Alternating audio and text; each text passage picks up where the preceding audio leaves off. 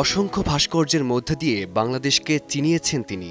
রূপে, গন্ধে, ভাষায়। শান্তির পায়রা, সংসপ্তক, পাখি পরিবার কিংবা হামলা শুধু ধাতু, কাঠ কিংবা পাথরে গড়া কিছু নয়, এগুলো যেন সময়ের ক্যানভাসে দাঁড়িয়ে থাকা শিল্পীর মনের ভাষা। হামিদুজ্জামান খান নামটি উচ্চারণেই এক প্রাজ্ঞ নীরবতা ভর করে চারপাশে। 4 দশকের বেশি সময় ঢাকা বিশ্ববিদ্যালয়ের চারুকলায় অধ্যাপনার পাশাপাশি গড়ে তুলেছেন নিজস্ব একটি ঘরানা, যেখানে বিষয়ভিত্তিক ও নিরীক্ষাধর্মী ভাস্কর্য সুপরিচিতি পেয়েছে। 1976 সালে মুক্তিযুদ্ধের স্মরণে গড়া তার 71 স্মরণে বা 1988 সালে কোরিয়ার অলিম্পিক পার্কে স্থাপিত স্টেপস ভাস্কর্যের মধ্যেও তিনি বলেছেন নিজের ভাষায়।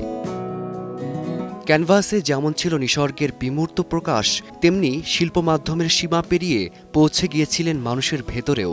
47টি একক প্রদর্শনী, 21 পদক, বাংলা একাডেমি ফেলোশিপ, এইসব অর্জন তার শিল্পযাত্রার পরিচয় বটে, কিন্তু তার সবচেয়ে বড় পরিচয় তিনি ছিলেন নিরন্তর সৃষ্টি করে যাওয়া এক শিল্প মানব।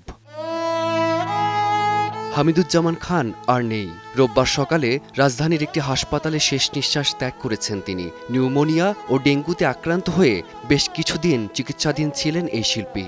তার প্রস্থান শুধু একটি জীবনের সমাপ্তি নয়, একটি শিল্পযুগেরও অবসান। তবুও তার গড়া ভাস্কর্যগুলো ঠিকই বলে যাবে তিনি ছিলেন, তিনি আছেন। ফারদিন মাঝার, সময় সংবাদ।